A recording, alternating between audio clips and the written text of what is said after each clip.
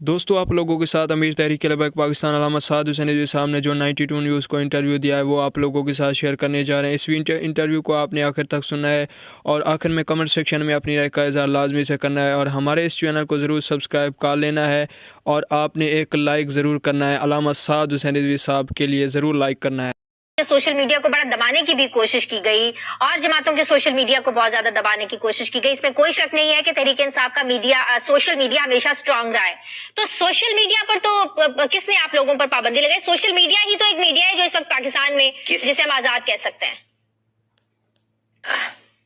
वो आज़ाद नहीं है जी, वो आज़ाद उस हद तक है जहां तक उनके मकासद को कदगन नहीं पहुंचती। लेकिन तहरीक लब्बैक वो वाहिद जमात है जिसके सोशल मीडिया पर भी पाबंदी है और ये पाबंदियों का शाखसाना जो खसूसन नून लीग की हुकूमत में उनकी वजीर IT जो थी वो अनुशा रहमान और उसके बाद आने वाले साहिब फवाद चौधरी, उनकी मेहरबानियों का सदका है कि हमारी तस्वीर भी बैन है, हमारी आवाज़ भी बैन है। सोशल मीडिया के तमाम प्लेटफॉर्म्स, वो चाहे फेसबुक हो, ट्विटर हो, इंस्टाग्राम हो, टिकटॉक हो, कोई भी, अगर आप इस पर यकीन नहीं रखती तो ये प्रोग्राम को अपने फेसबुक पेज के ऊपर लगाएं और उसके बाद 90 दिन का जो एक पाबंदी है उसका सामना करें, उसके बाद अकाउंट बैन होने का जो इंतजार। लेकिन आप देखिए ना, आज मैं मेन स्ट्रीम मीडिया पर पाकिस्तान का एक बड़ा चैनल जिस पर आपका इंटरव्यू कर रही हूँ, जाहिर है ये प्रोग्राम फिर बाद में सोशल मीडिया पर भी ऑन एयर होते हैं, तो पाबंदी तो इसे नहीं कह सकते हाफिज साहब। जी जी नहीं जी, पाबंदी है हमारी। आप तस्वीर लगा कर देखें, ये तो कुजा आप तहरीक लब्बैक का नाम लेकर देखें, फेसबुक के ऊपर लिख कर देखें कायदे मिल्लत इस्लामिया अल्लामा खादिम हुसैन रिजवी नव्वरअल्लाह मरकज़हू, आप उनकी तस्वीर लगा कर देखें, आप हमारा झंडा लगा कर देखें, आप हमारे किसी भी तराने को या किसी भी स्लोगन को लिख कर देखें तो फेसबुक आपको बैन कर देगा। मैं तहरीक लब्बैक पाकिस्तान के अमीर का इंटरव्यू कर रही हूँ और वो चलेगा? नहीं चलेगा वो, अगर वो चलेगा तो वो बैन हो जाएगा वो अकाउंट। सही है, फेसबुक के ऊपर वो अकाउंट बैन हो जाएगा, टिकटॉक के ऊपर वो अकाउंट बैन हो जाएगा, क्योंकि हमारे अकाउंट सारे बैन हो चुके हैं लाखों के हिसाब से। लेकिन मेन स्ट्रीम मीडिया पर तो मेन स्ट्रीम मीडिया पर चलेगा और इसके लिए आपका शुक्रिया। सही, ठीक है। इस वक्त आप समझते हैं कि जो सलूक इस वक्त तहरीक इंसाफ के साथ हो रहा है, आप देखें तहरीक इंसाफ के जो उम्मीदवारों ने कागजात नामजदगी जमा करवाए, वो सारे जो जितने भी उनके नामी गरामी लोग हैं, उम्मीदवार हैं, डॉक्टर यास्मीन राशिद देख लें, हमाद अजहर देख लें, खुद इमरान खान, सबके कागजात नामजदगी मुस्तरद हो रहे हैं। क्या इस माहौल में तहरीक लब्बैक पाकिस्तान समझती है कि साफ और शफाफ इलेक्शन होने जा रहे हैं मुल्क में? जी नहीं, बिल्कुल भी नहीं। हम ये समझते हैं कि हर पाकिस्तानी को ये हक हासिल है कि वो आज़ाद हैसियत से या किसी पार्टी के साथ मुंसलिक होकर जो इलेक्शन कमीशन में रजिस्टर्ड है उसके साथ वो इलेक्शन लड़े। और ये तो इलेक्शन से पहले वो लेवल प्लेइंग फील्ड हो रही है और इसको हम लेवल प्लेइंग फील्ड हो रही है, हम इसको नहीं जायज समझते और इन सारी चीज़ों को नाजायज समझते हैं। और ये इलेक्शन से पहले ही सिलेक्शन की जो वजाहतें और आसार हैं वो नजर आने शुरू हो गए और पाकिस्तान की सियासत पर मंडरा रहे हैं। आप लोगों को कहीं जलसे करने से रोका गया, कहीं जलसे की इजाजत नहीं मिली? कि आप लोगों की कैंपेन में भी जो तहरीक इंसाफ के लोगों के साथ हो रहा है, आप लोगों के साथ भी ऐसा हो रहा है?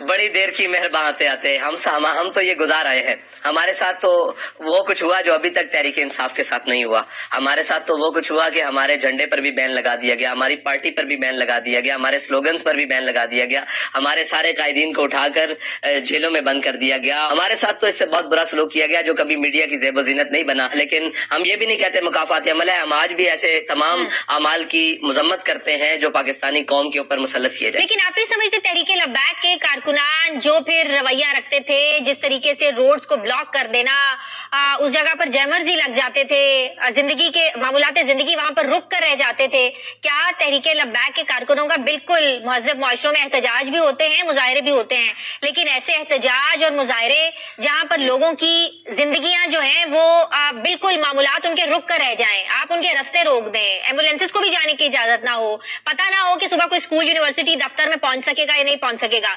क्या कारकुनों का ये रवैया आप लोगों के दुरुस्त रहा है माजी में?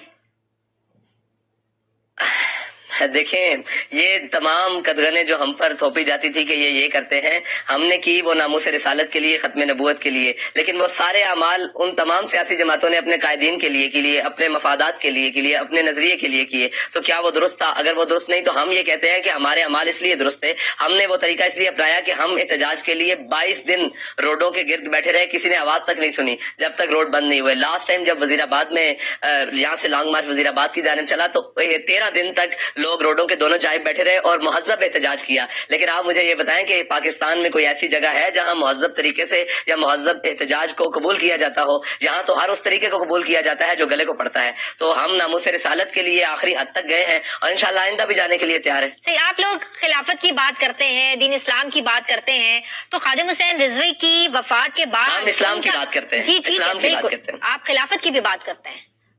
आप लोगों से जब सवाल हो कि जी, हम इस्लाम की बात पहले ठीक करते है, ठीक है, आप लोगों से जब ये सवाल हो कि खादिम हुसैन रिजवी साहब की वफात के बाद उनका बेटा ही अमीर क्यों बना, तो इस पर आप लोग जवाब देते हैं कि मजलिस शूरा का फैसला था। यही बाकी पार्टियां भी करते हैं। वो उनमें जो उनके इंट्रा पार्टी इंतखाबात होते हैं वहां तो मुकाबले करवाए नहीं जाते हैं। तो बात यह है कि फिर आपकी पार्टी में और दूसरी पार्टियों में तो फिर कोई फर्क नहीं है। खादिम हुसैन रिजवी का बेटा ही क्यों आगे आया?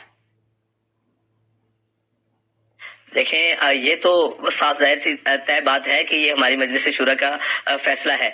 और मैं आज भी ये बड़े सरेआम कहता हूं कि अगर हमारी मजलिस शूरा किसी मकाम पर भी कोई फैसला करे कि हमारा अमीर या हमारी पार्टी का चेयरमैन वो होगा, तो साद रिजवी बहैसियत कारकुन काम करने के लिए तैयार था। और मुझे फख्र है कि मैं पहले भी कारकुन था और आइंदा भी कारकुन इंशाल्लाह बन के काम करूंगा। ये तो लड़ाई नहीं है, लड़ाई है, बात यह है कि अल्लामा खादिम हुसैन रिजवी ने जो नजरिया दिया वो आगे चल रहा है या नहीं। अगर नहीं चल रहा तो वो पार्टी चेयरमैन गलत है, वो कोई भी हो। अगर चल रहा है तो फिर मुनासिब तरीके से काम को आगे बढ़ना